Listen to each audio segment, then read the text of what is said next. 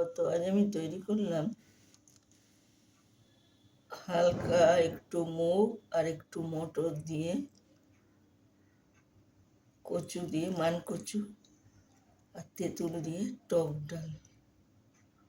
এটা আমি আগেও করে খেয়েছি, কিন্তু আমি কখনো দেখাইনি, আজকে দেখালাম। মান কচু, এই কচুটা আমি আগে থেকে সেদ্ধ করে নিয়েছি ভালো করে, যাতে, আর তাছাড়া টক পড়েছে, এটা গলায়ও লাগবে না। আর করলাম ধোঁকা মটর ডালের। ডালটার মধ্যে আমি লঙ্কা, হলুদ, জিরে দিয়ে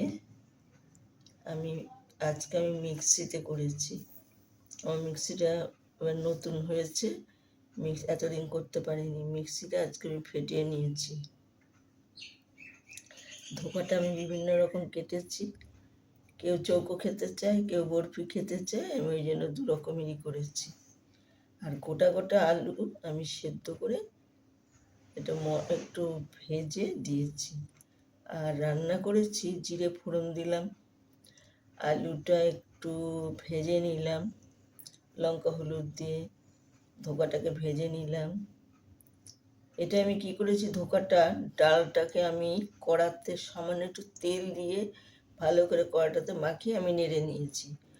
অনেককে দেখি ভাপে করে, আমি সেই পদ্ধতি করিনি, কারণ এই পদ্ধতিতে আমি চিরকাল করতাম। তা আমি সেই পদ্ধতিতেই করেছি। ডালটাকে ঘেটে নিয়েছি, যেন মন্ড হয়ে গেছে, এইরকম মন্ড হয়ে গেছে, তখন আমি তাকে থালার মধ্যে ঢেলে একদম লেবেল করেছি, লেবেল করে আমি কেটে তারপরে ভেজে তারপর রান্না করেছি। জিরে ফোড়ন দিলাম, লঙ্কা দিলাম, হলুদ দিলাম, আর ওর ভেতরে তো আদা জিরে সব দেওয়া ছিল, সাদা জিরে, সেই জন্য আর আদা দেইনি, কারণ ওর ফ্লেভারটাই ঝোলে বেরিয়ে যাবে। এইবার আমি মশলাটা যে কষে গেল, আমি এবার ঝোল দিলাম, আর আলুটা আবার মশলা তো একটু, এবার ঝোলটা দিলাম, দিয়ে এবার ধোকাটা ছাড়লাম।